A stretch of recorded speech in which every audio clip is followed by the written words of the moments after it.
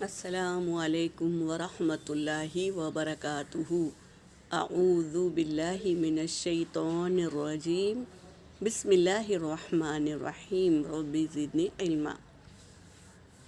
خوشنودی حدیث پاک کا مفہوم ہے، حضرت موسیٰ علیہ السلام نے اللہ تعالیٰ سے عرض کیا، اے مالک جب تو خوش ہوتا ہے تو کیا کام کرتا ہے؟ اللہ نے فرمایا، جب میں خوش ہوتا ہوں تو بارش برساتا ہوں۔ سبحان اللہ۔ اللہ جب خوش ہوتے ہیں تو بارش برساتے ہیں، تو یہ بارش اللہ کی رحمت ہے میری بہنوں۔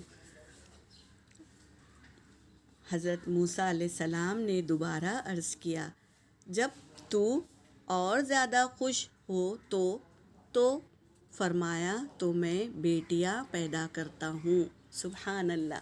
جس کے بھی گھر میں بیٹیاں ہیں وہ خوش ہو جائے، کیونکہ اللہ ان سے راضی ہے، اور اللہ جس کے گھر میں بیٹیاں دیتے ہیں تو اللہ اس سے خوش رہتے ہیں۔ یہ ہم کو یاد رکھنی ہوگی۔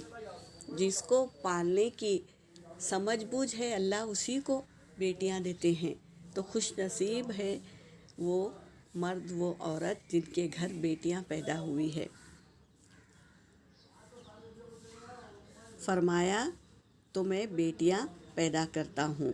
حضرت موسیٰ علیہ السلام پھر عرض کیا، اے مالک دو جہاں کے، تو جب سب سے زیادہ خوش ہو تو کیا کرتا ہے؟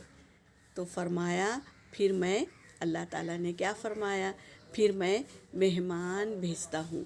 تو مہمان کا گھر میں آنا یہ اللہ کی خوشنودی حاصل کرنا ہے۔ تو مہمان جب گھر پہ آئے تو سمجھ جائے کہ اللہ خوش ہو گئے ہیں، اس لیے ہمارے گھر مہمان بھیجے ہیں۔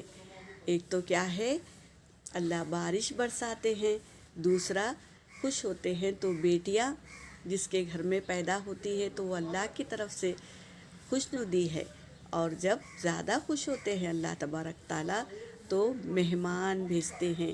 ان چیزوں کا ہم کو خیال رکھنا چاہیے، یہ اللہ کی رضا والی چیزیں ہیں، تو خوش دلی سے اسے حاصل کرے۔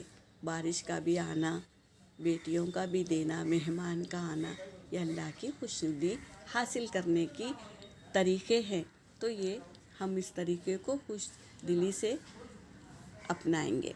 یہاں پر میرا سبق ہو گیا۔ وآخر دعوانا ان الحمد للہ رب العالمین۔